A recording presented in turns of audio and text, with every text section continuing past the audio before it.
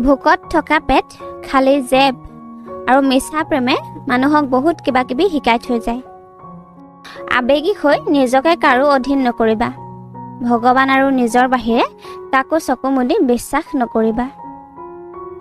কেতিয়াও সফলতাকে মগজুত আৰু অসফলতাক হৃদয়ত নাৰাখিবা।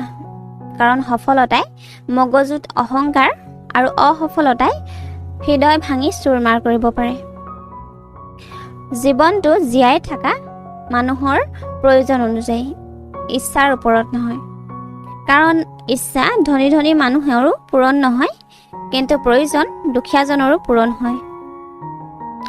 জীৱনত যেতিয়া কাৰোবাৰ পৰা কিবা খোজা, তেতিয়াহ'লে ভগৱানৰ ওচৰত বিচাৰিবা। এই জগতৰ পৰা একো নিবিচাৰিবা। কাৰণ দিলেতো পুতৌ বুলি কয় আৰু নিদিলে লাজ পাব লগা হয়।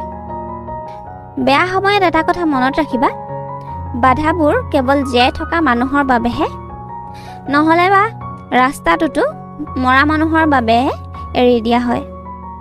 এই জগতখনে এনেকুৱা। কেতিয়াবা পাথৰত ফুল ফুলে, অচিনাকিজনেও আটাইতকৈ প্ৰিয় হৈ পৰিবলৈ ধৰে। কেতিয়াবা শটোৱেও কাপোৰখনি নাপায় আৰু কেতিয়াবা শৰ ওপৰত তাজমহল বনাই দিয়া হয়। এই পৃথিৱীত লাভ আটাইতকৈ বেছি তল পৰা বস্তু, যাক মানুহে উঠাই ফুৰে। সেইবাবে আমি কেতিয়াও কাৰো ব্যৱহাৰ কৰিব নালাগে। যদি আমি কোনো কথাত শুদ্ধও হওঁ, তেতিয়াও খং উঠাৰ কোনো কথা নাই। আৰু ভুল যদি হওঁ, তেতিয়া খং কৰাৰ কোনো অধিকাৰ নাই।